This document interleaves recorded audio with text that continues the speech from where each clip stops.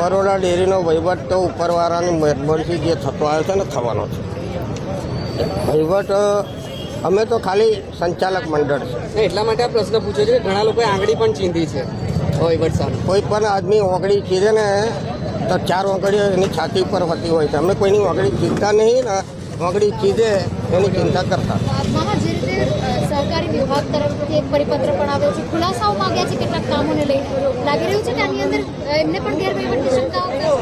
અંજની બેન, તમને શું કહું, એક ઘરમાં 6 જણ હોય એ હોજે જેને વકૂત પાડવું છે.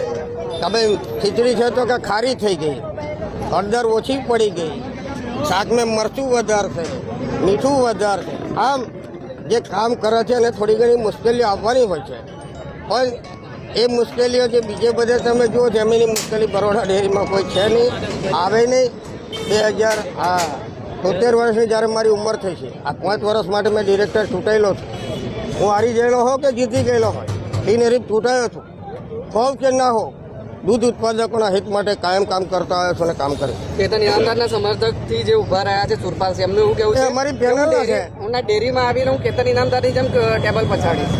અરે ભાઈ, ગુજરાતમાં બધાને ટેબલ પછાડવાનો અધિકાર છે, લોકશાહી છે.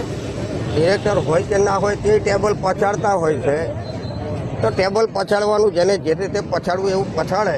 ટેબલ એટલો મજબૂત છે, ટેબલ ભોંગવા વાર લાગે. કુલદીપસિંહ પણ લડી રહ્યા છે. જેને હું કહું ઉપરવાળો ભગવાન બી લડે છે. તો તમે રામાયણ જોયું છે, મહાભારત જોયું છે, હંમેશા સત્યની જીત થાય છે, અસત્ય હારી જાય. બોલવાનું સહેલું છે, કરવાનું બહુ અઘરું છે. મામા ફરી વખત બરોડા ડેરી પ્રમુખ બનશે?